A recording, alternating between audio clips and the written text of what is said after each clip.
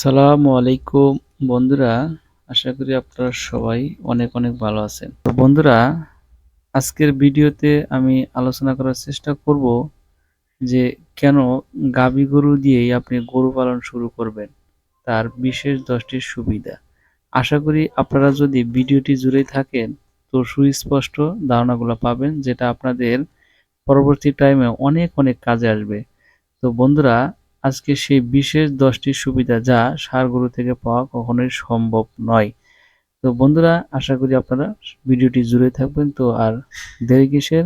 তো নাম্বার 1, গাভী গরু ক্রয় করতে প্রথমে টাকা কম লাগে। তো বন্ধুরা, আপনারা সবাই জানেন যে ষাঁড় গরুর তুলনায় গাভী গরুতে টাকা কম লাগে বা দাম কম। নাম্বার 2, প্রতিদিনের খরচ দুধ বিক্রি করে উঠানো সম্ভব। তো বন্ধুরা, আপনারা সবাই জানেন যে দুধ কমপক্ষে 50 টাকা বা 60 টাকা কেজি থাকে এবং শহর অঞ্চলে 100 টাকা কেজি থাকে।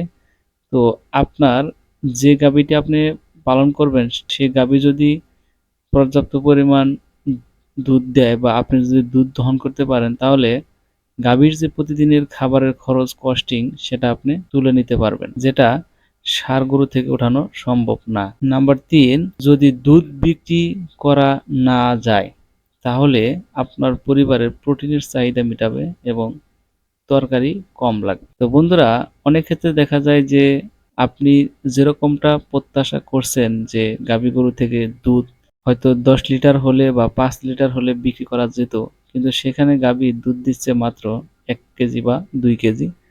তো তখন আপনি সেখান থেকে বিক্রি করতে পারবেন না, কিন্তু আপনার পরিবারের যে একটা চাহিদা আছে সে চাহিদা কিন্তু সেই দুধে মেটাবে এবং দুধ দিয়ে ভাত খেলে অবশ্যই সেখানে তরকারি কম লাগবে, সেদিক থেকে আপনি একটু সাশ্রয়ী হবেন, যেটা ষাঁড় গরু থেকে শুরু করলে প্রথমে এই সুবিধাটা আপনি পাবেন না।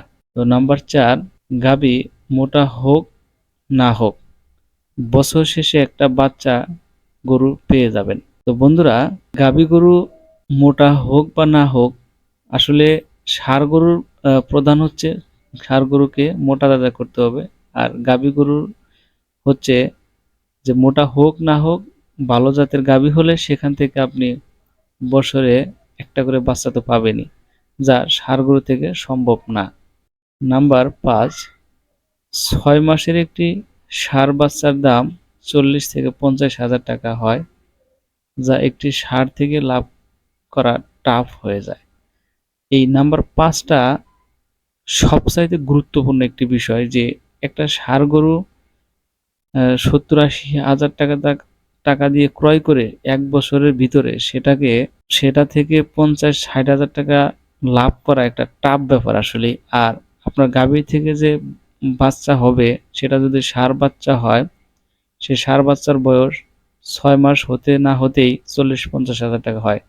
তাহলে এই পুরোটাই আপনার প্রফিট হিসেবে থাকবে। এখানে সামান্য কিছু কস্টিং হিসেবে ধরতে পারেন।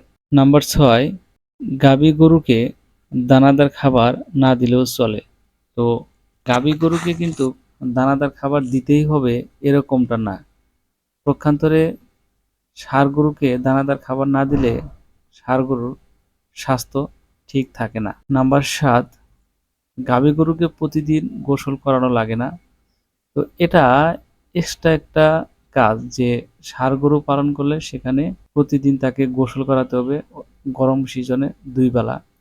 আর গাভী গরুর ক্ষেত্রে হয় যে প্রতিদিন গোসল করালে সবচেয়ে ভালো, কিন্তু না করালে যে আপনার আপনি লস প্রজেক্টে থাকবেন বা গরু ভেঙে পড়বে এরকমটা না। যখন আপনি দেখবেন যে গাভীর শরীরে বা গরুর শরীরে একটু ময়লা বেশি লেগে গেছে বা চোনা গোবর বেশি লেগে গেছে, ঠিক সে সময়ই আপনি গোসল করাতে পারেন। আর বাকি সময়ে যদি গাভীর শরীরে ময়লা গোবর বা চোনা যদি না থাকে, সেক্ষেত্রে আপনি গোসল না করলেও চলে। নাম্বার 8, গাভী গরু খাবার খড় বা ফল যে যেটাই যে অঞ্চলে বলুক দিলেই হয়। এখানে কাঁচা ঘাস বা ভুসি খাওয়াতে হবে এরকমটা ধরাবাঁধা কোনো নিয়ম নেই। তাদের স্বাস্থ্যটা মূল বিষয় নয়, তাদেরকে মোটামুটি একটু খাবার দিয়ে রাত্রিতে পেট ভরালেই চলবে এরকম। সেখানে যেখানে ষাঁড় গরুর ক্ষেত্রে অবশ্যই কাঁচা ঘাস, অবশ্যই ভুসি নালি দিতে হবে। নাম্বার 9, গাভী গরু মোটা হওয়ার আলাদা ভিটামিন খাওয়ানো লাগে না।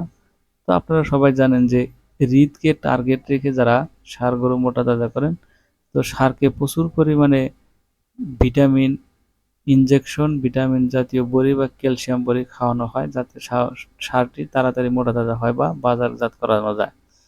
তো গাভী গরুকে কিন্তু এটা করা লাগে না, এটা এক্সট্রা খরচ করা লাগে না। নাম্বার 10, পরিবারের ছোট বড় সবাই গাভী গরুর কাছে যেতে পারে, যত্ন নিতে পারে, যা ষাঁড় গরুর ক্ষেত্রে সম্ভব না। তো আসলে এটা কিন্তু আসলে আপনারা সবাই জানেন যে ষাঁড় গরুর ক্ষেত্রে হয় যে বাড়িতে ছোট বাচ্চা বা মহিলা যারা আছেন তারা কিন্তু ষাঁড় গরুর কাছে গেলে ষাঁড় গরু মাথা দিয়ে ঢিস দেওয়ার প্রবণতাটা তাদের বেশি, এবং সেখান থেকে অনেক বড় বড় আমরা অ্যাক্সিডেন্টও দেখেছি। তো গাভী গরুর ক্ষেত্রে এই প্রবণতাটা খুবই কম, তবে শতকরা 2-1টা হয়ে থাকে, সেটা একটা রেয়ার বিষয়।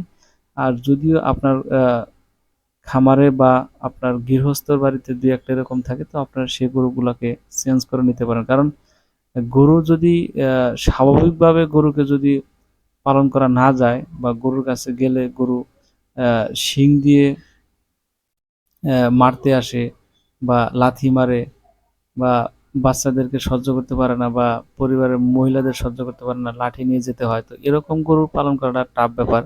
তো আপনারা সবাই এরকম গরু একটু আপনারা এরকম গরু পালন না করার চেষ্টা করবেন, যে ভদ্র গরুগুলো আছে সেগুলো পালন করার চেষ্টা করবেন, তাতে আপনার পরিবারের সবাই সেফ থাকবে এবং আপনিও গরু পালন করে অনেক শান্তি পাবেন। তো এই ছিল আজকের 10টি বিষয়। তো আরো ভিডিও পেতে অবশ্যই আমাদের চ্যানেলের সাথেই থাকবেন।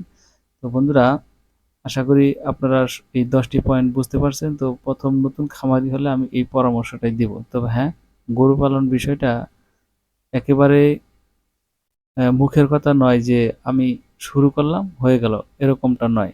গরু পালন বিষয়টা আসলে অনেক কঠিন, আমি বলি কঠিন একটা কাজ, যে যেভাবে বলুক, কারণ এখানে প্রচুর পরিমাণে পরিশ্রম করতে হয়।